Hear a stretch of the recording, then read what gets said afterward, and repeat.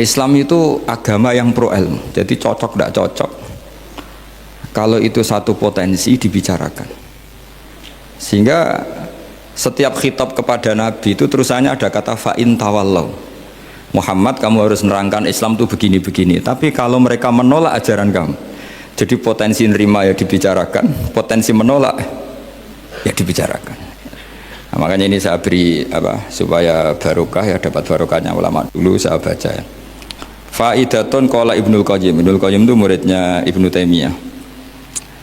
Ta'ammal khitabal Qur'an tajid malikan lahu al-mulku kulluh wa lahu alhamdu kulluh.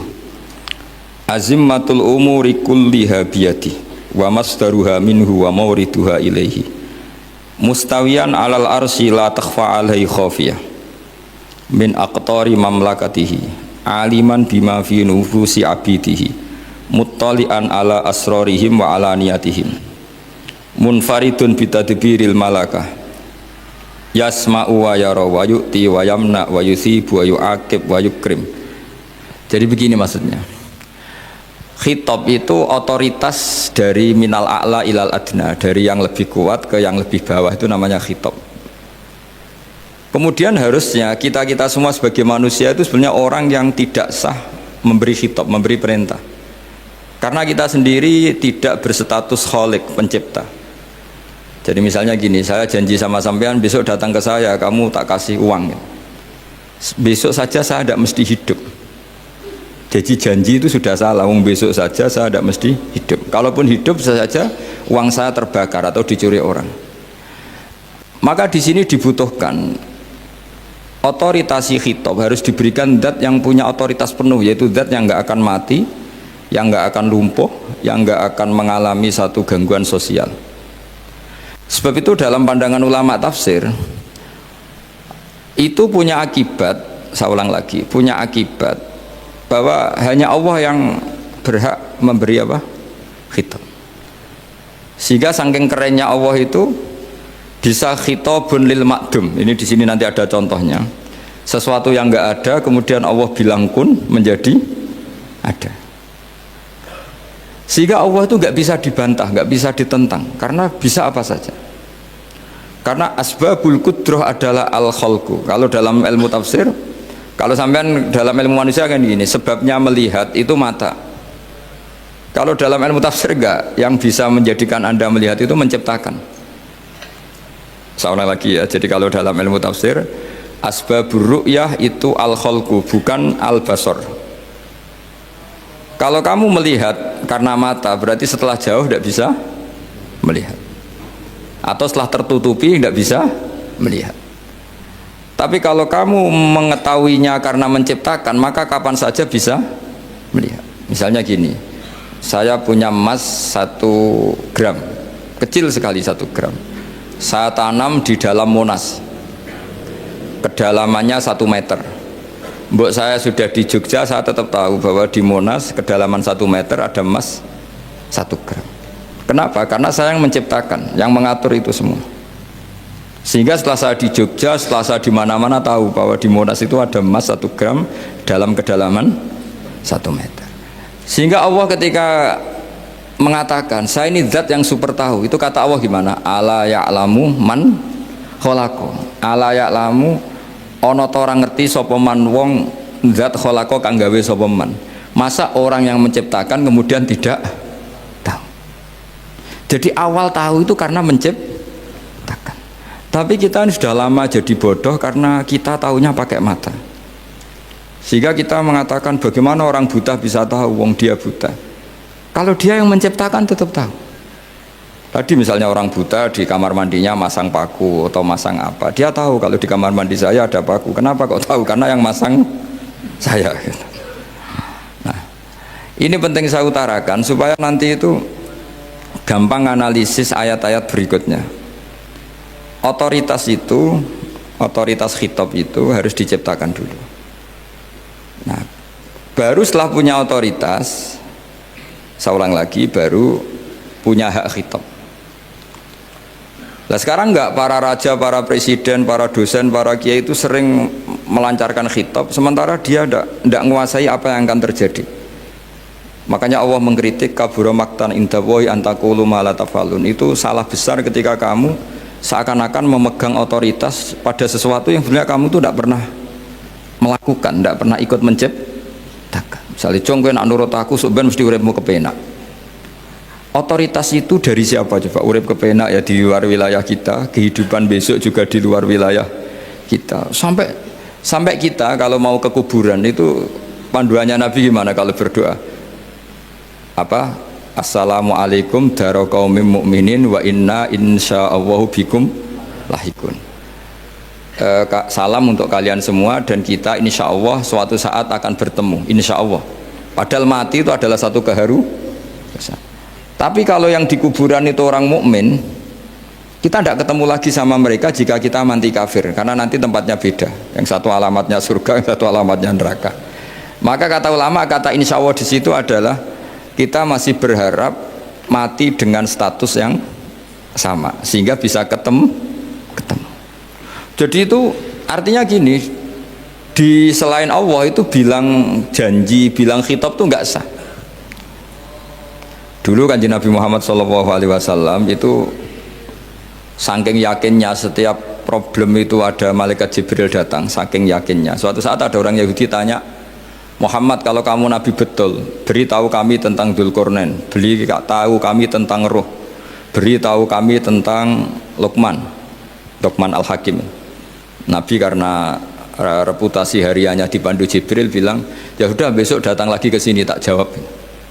Ternyata Jibril nggak datang, padahal semua ditunggu lama nggak datang sampai ratusan. Padahal yang tanya orang Yahudi yang sukanya bully Nabi, lama nggak datang. Lama-lama protes, Jibril ini gimana, saya dalam keadaan tertekan malah tidak datang.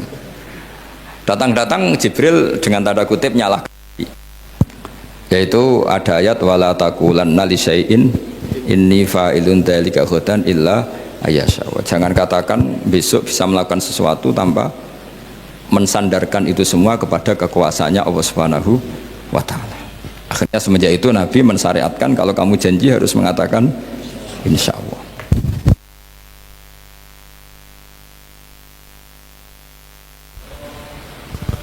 Ya, kenapa ini saya katakan penting? Karena nanti khitab di Quran itu supaya proporsional ya. Sekarang banyak orang memahami Quran tapi nggak mau mempelajari ilmunya apa? Quran. Termasuk ilmunya Quran tadi ya, ada 3 ingat ya. Khitabun lin nabi itu bisa saja khitabun li ummati. Yaitu dalam kasus-kasus yang Nabi tidak ngalami kasus itu tapi yang ngalami umatnya. Nah, kenapa khitabnya tetap kepada Nabi? Karena yang bisa komunikasi dengan Allah itu hanya Nabi. Makanya bisa dilihat di ya ayyuhan nabiyyu itu mufrad mudzakkar. Nabi Muhammad itu satu orang yang berstatus lelaki. Kemudian idza talaqtum itu kalian semua. Harusnya kan kamu, karena dari satu orang ke satu orang. Tapi ini enggak. Wahai Nabi, jika kalian umatmu gitu. Jadi karena yang alami tolak itu umatnya. Terus kedua khitabun lin nabi, dan yang dimaksud itu memang nabi, kayak sholat tahajud.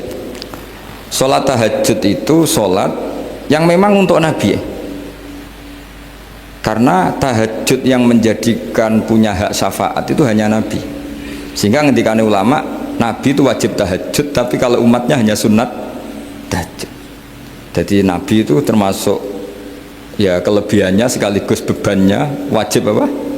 Tahajud, tapi bagi umatnya sunat. Kenapa? Karena Nabi ingin sekali punya hak syafaat. Kemudian sama Allah diberi instruksi, diberi syarat wa minal laili fatahajjat bihi nafilatal lak asa ayyab'atsaka rabbuka maqama mahmuda. Muhammad, kalau malam kamu harus tahajud supaya kamu nanti diberi hak syafaat. Itu kalau umatnya tahajud nggak boleh sampai diteruskan ayat-ayat sa'ayat asuka, karena kamu tidak punya hak syafaat. Disyafaati saja tidak mesti. tapi Nabi harus tahajud supaya punya hak apa? Dan perlu dicatat syafaat itu hadisnya sahih semua, di Bukhari ada, di Muslim ada. Cuma orang berlebihan cara menolak syafaat atau mengimani syafaat. Ada yang berlebihan ngimani sampai tidak pernah ngamal baik, mentang-mentang nanti dapat syafaatnya Kanjeng Nabi. Ada yang nggak percaya syafaat. Itu ya kebablasan juga, padahal itu ada di hadis sahih semua cerita syafaat. Itu khitabun Nabi, dan yang dimaksud memang Nabi.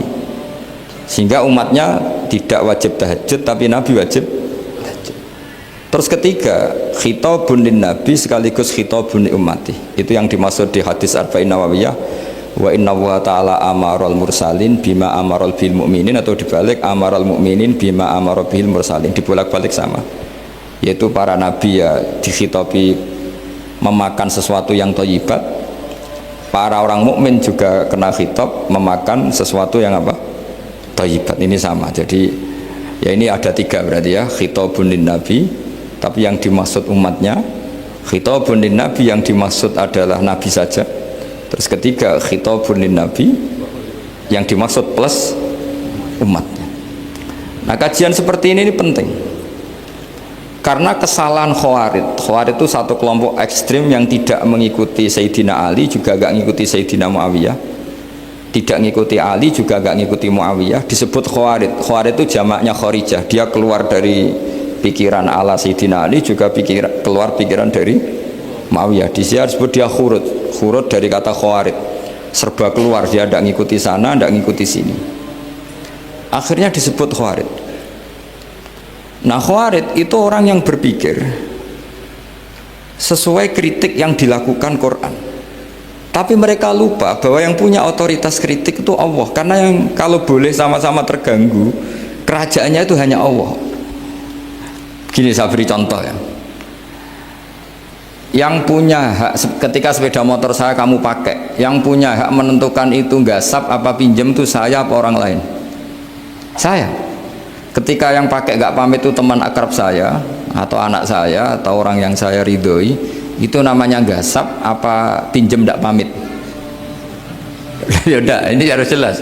Tadi pagi saya ngaji direktorat, saya bilang di fikih itu ada istilah ulima ridhohu, sesuatu tidak pamit formal tapi sudah diketahui ridhonya. Makanya di fikih ada bab namanya mu'atoh, tadi pagi saya terangkan ya.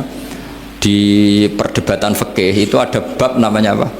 Mu'atoh. Mu'atoh dari kata ato yu'ati, mu'atotan, saling transaksi yang non verbal tapi maklum.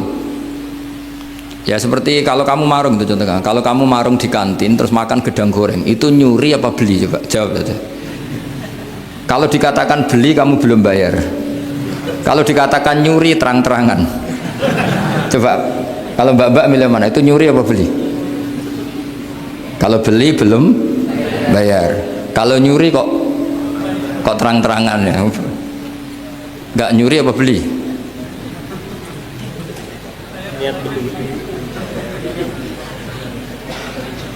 Jadi ada gedang goreng di warung, kamu datang langsung makan, ada kerupuk dimakan, ada telur asin dimakan, itu nyuri apa beli?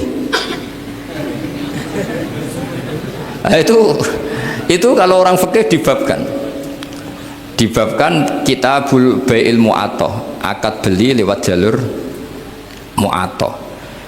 Menurut Imam Abu Hanifah seperti itu dikatakan beliau pakai dalil al-adat muhakamah, bahwa adat itu berposisi seperti hukum. Karena posisi di warung, maka ngambil di situ dianggap memulai akad jual beli. Tapi karena ini sesuatu yang potensi masalah, Imam Syafi'i mengatakan itu enggak baik, enggak sah. Karena nanti kalau asumsi kamu gedang goreng itu 1.000, ternyata diregani 5.000 kan mangkel. Nah itu resikonya di situ, ya kan? Tapi kalau misalnya itu dikatakan, makanya Imam Syafi'i mengatakan itu profesional. Itu namanya ghormu. Ketika Anda bayar 5.000, itu namanya tebusan kesalahan. Jadi Imam Syafi'i melihat itu tidak jual beli, tapi tebusan kesalahan. Sehingga kalau saya jadi hakim, misalnya pembeli bilang asumsi saya 1.000 Gus, terus kata baik, kata penjual, enggak Gus itu tak jual 5.000, saya harus memenangkan baik. Memenangkan siapa? Penjual. Karena penjual adalah pemilik gedang goreng itu, dan posisi yang makan adalah perusak barang orang lain. Gitu. Sehingga dimenangkan penjual, ya dimenangkan penjual. Kenapa dimenangkan? Karena cara berpikir fikih, karena dia yang punya otoritas itu, punya otoritas kepemilikan. Itu dalam fikih madzhab apa? Syafi'i.